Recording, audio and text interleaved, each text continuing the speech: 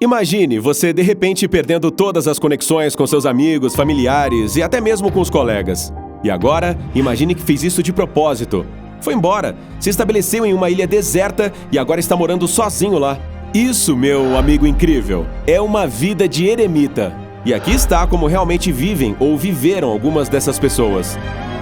Christopher Knight, também conhecido por Eremita do Lago do Norte, nascido em 1965.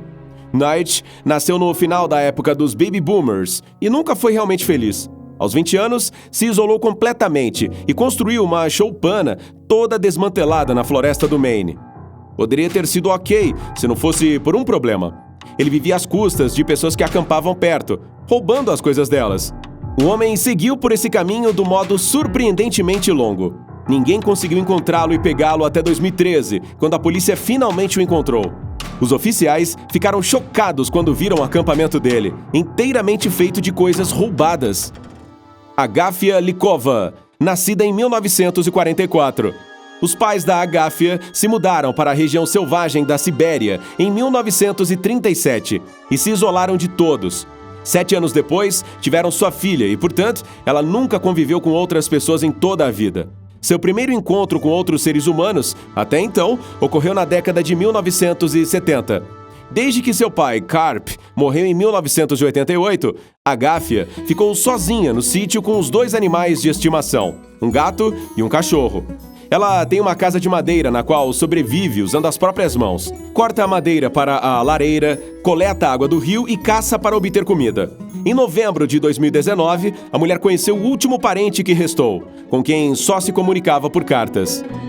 Valério Rissetti, 1898-1952. A vida de Valério foi cheia de percalços e miséria.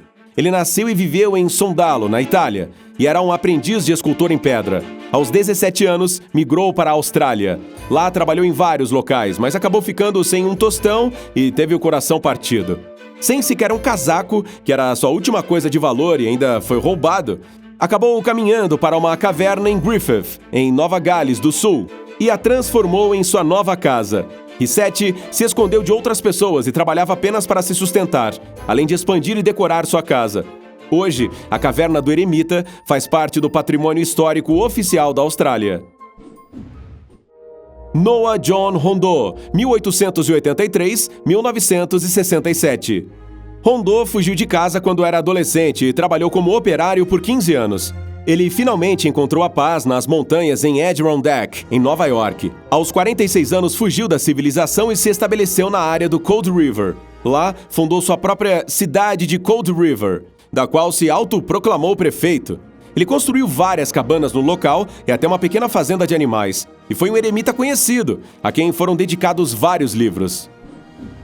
Sergei, nascido em 1985. Sergei vive como eremita e guardião de um antigo e esquecido mosteiro, a 100 quilômetros de Chisinau, na Moldávia. Ele encontrou o local há 17 anos, quando tinha 18 anos. O rapaz morou lá por 2 semanas e gostou tanto da paz e do sossego que começou a frequentar o local cada vez mais. Sergei não vive exatamente uma vida de eremita, pois retorna à cidade grande de vez em quando para trabalhar, mas passa a maior parte do tempo no vilarejo de Tsipovo, que é praticamente deserto.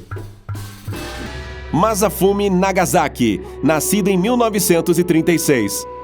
De 1989 a 2018, Nagasaki viveu em uma ilha deserta de Sotobanari. Não se sabe muito sobre sua vida antes de se tornar um eremita. Segundo um jornalista que contou ao resto do mundo sobre o homem, ele era casado e trabalhava em uma fábrica em Osaka, no Japão, mas a vida urbana nunca o atraiu. Foi por isso que planejou se mudar para algum lugar isolado algum dia. E conseguiu. Por 29 anos, viveu uma vida livre de laços da civilização, andando nu e apreciando isso. Até que em 2018, infelizmente, teve que voltar ao Japão continental para se tratar. Agora, Nagasaki não tem permissão para voltar à sua adorável ilha paradisíaca por causa de sua saúde. Barry Edgar Pilcher, nascido em 1943. Poeta e saxofonista irlandês, Pilcher viveu em uma ilha isolada de Innisfree por 20 anos antes de retornar à Irlanda continental em 2013. Ele não foi exatamente um recluso no início. A esposa e a filha lhe faziam companhia. Mas logo elas não aguentaram mais o modo de vida solitário e decidiram ir visitá-lo em vez de morar com ele o tempo todo. Então, na maioria das vezes, Pilcher passava os dias sozinho e acabou sendo apelidado de o homem mais solitário da Irlanda.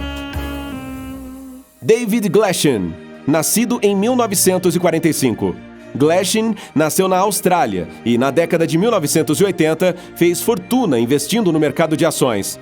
Seu capital chegou a cerca de 30 milhões de dólares. Mas em 1987, a Bolsa de Valores entrou em colapso e David faliu também. Quebrado e sem escapatória, teve a sorte de conhecer uma mulher do Zimbábue. E eles souberam de uma ilha isolada não muito longe para onde se mudaram juntos, planejando construir um ponto turístico para fazer fortuna novamente. A ideia não deu certo e a companheira de David o deixou. Por fim, ele ficou lá sozinho por 2 décadas, encontrando alegria nas coisas simples da vida de eremita. Zoe Lucas, nascida em 1950. Zoe foi pela primeira vez para Sable Island, Canadá, em 1971, quando era estudante. Ela disse que foi para lá pelos cavalos, a princípio. Há cerca de 400 deles vivendo na ilha, e 7 anos depois, se mudou permanentemente para o local. Zoe passou mais de 40 anos absolutamente sozinha, apenas com os cavalos, focas e pássaros lhe fazendo companhia. E nunca foi tão feliz. Zoe é naturalista e conhecida por isso. Ela não precisa caçar para comer ou fazer sua própria casa. Há construções antigas na ilha que estão desocupadas. E uma balsa chega a cada 2 semanas para lhe entregar os suprimentos necessários para sobreviver. Arthur Leslie Darvin, 1879-1977. Como um típico eremita, Darwin se mudou para a ilha de Possum Key em 1945, construiu uma cabana e ficou lá pelo resto dos seus dias. Ele fazia suas próprias roupas, tinha uma pequena criação de coelhos e cultivava legumes em seu pequeno quintal. O homem não tinha água corrente nem eletricidade, tinha exatamente o que a natureza lhe dava. De fato, o território em que se estabeleceu pertencia ao sistema do Parque Nacional Everglades, na Flórida. Então, precisou lutar judicialmente pelo direito de ficar lá. No fim, ele ganhou a permissão para a ocupação vitalícia, renunciando ao direito pela terra, mas pôde permanecer na ilha pelo tempo que quisesse. Manfred Nadinger, 1936-2002. Não se sabe muito sobre Manfred, ou simplesmente homem, como gostava de ser chamado, antes de chegar ao pequeno vilarejo de Camegg, na Espanha. Ele chegou lá em 1964 e, segundo relatos locais, estava bem vestido e era muito bem educado. Manfred viveu ali por alguns anos, assim como outras pessoas, mas com o tempo se afastou do resto dos moradores e foi se estabelecer na praia. O oceano lhe fornecia madeira flutuante e outras coisas, com as quais construiu esculturas curiosas. Essas obras de arte, assim como a aparência do Manfred, o tornaram bastante famoso. Willard Kitchener MacDonald, 1916-2004. MacDonald foi um dos eremitas de vida mais longa do século XX. Em 1944, saltou do trem que o levava do Canadá para os Estados Unidos e se estabeleceu em uma cabana solitária às margens do lago Gally, na Nova Escócia. Lá, passou mais de 60 anos em completo isolamento, vivendo de terra e escrevendo livros. Para se divertir, até fez um violão. Em 2003, um incêndio florestal acabou com a casa de MacDonald, que precisou se mudar para uma cabana construída por ele. Logo depois, fugiu para a floresta novamente e permaneceu lá até sua morte em 2004. Tom Leppard, 1935-2016. Sem dúvida, o eremita mais estranho de todos, Tom Leppard, ou o Homem Leopardo, era completamente coberto de tatuagens com estampa de leopardo. Ele confessou que, na verdade, não tinha conexão espiritual com os animais. As manchas eram apenas a coisa mais simples para os tatuadores desenharem.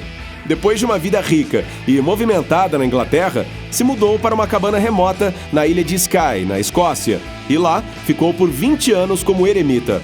Leppard não explicou sua decisão a ninguém, mas se tornou uma curiosidade local. Nos anos 2000, recebeu o título de cidadão masculino sênior mais tatuado pelo Guinness World Records. E, a propósito, o Herman's Hermits, algo como Eremitas de Herman, em português, foi um grupo musical dos anos 60 e, pelo que sabemos, nunca viveu em isolamento. Ei, se aprendeu algo novo hoje, curta este vídeo e o compartilhe com um amigo. E aqui estão alguns outros bem bacanas para você aproveitar.